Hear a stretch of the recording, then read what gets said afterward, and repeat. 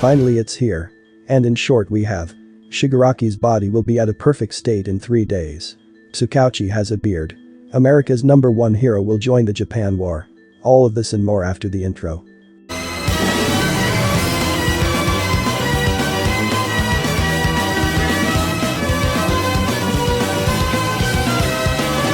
The chapter begins with a flashback to a month ago, to the escape from Tartarus. One of the prisoners is excited because he will be able to get out of there and go back to chasing women. But then Stain shows up and kills him. He seems interested in acquiring information, so he goes straight to the monitoring room. When he gets there he sees all the guards dead, except for one.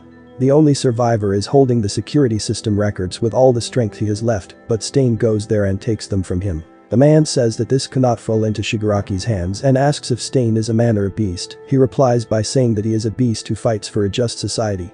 After leaving the monitoring room, he sees All for One gathering his followers and preparing to leave. Stain decides to respect the wish of the man who just died and leaves on his own, jumping into the sea and swimming his way out. Fast forward a bit in time, and we see All Might with Tsukauchi. After the conversation with Stain he had gone to Tsukauchi to drop off the chip with the records, went to the students' dorms and now came back to see the information they had managed to acquire. Tsukauchi looks very tired, with dark circles under his eyes and an unshaven beard. They start talking about how the invasion of Tartarus was only possible because All for One connected the consciousnesses of his real body with Shigaraki's, allowing a shockwave attack that disabled the security system. But All Might says that something seems weird because in One for All's case the connection is usually one way only. The All Might of the Vestiges can get information from the outside world, but the real All Might doesn't get to know what the users were talking about inside the One for All world. The one exception was when he was holding Midoriya's hand in the hospital room. In that case, he could vaguely sense what was being discussed inside the Vestiges. He felt that the synchronization rate had momentarily increased.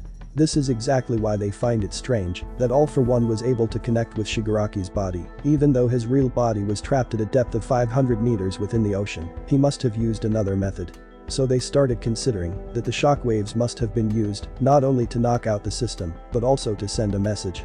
So they looked in the security system's records and indeed, the electricity level meter formed something resembling a conversation, and from there they got some very important information. Shigaraki's body would be ready in 38 days.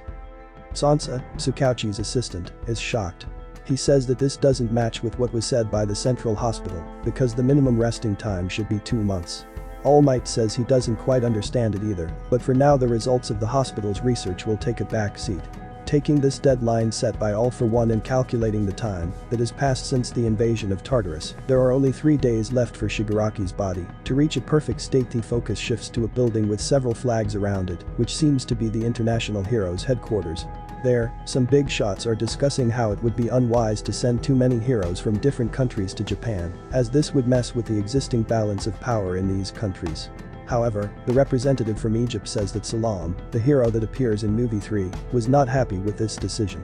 Similarly, the Singapore representative said that Big Red Dot, also from movie 3, wanted to help All Might with whatever he needs. Next, one of the leaders said that he failed to stop one of his country's heroine. She set off toward Japan on her own and took a fleet with her.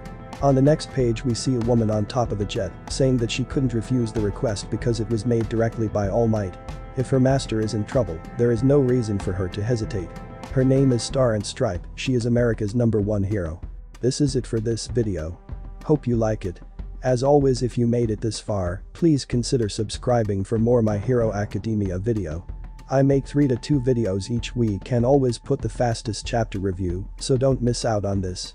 Take care boys. And peace. #1!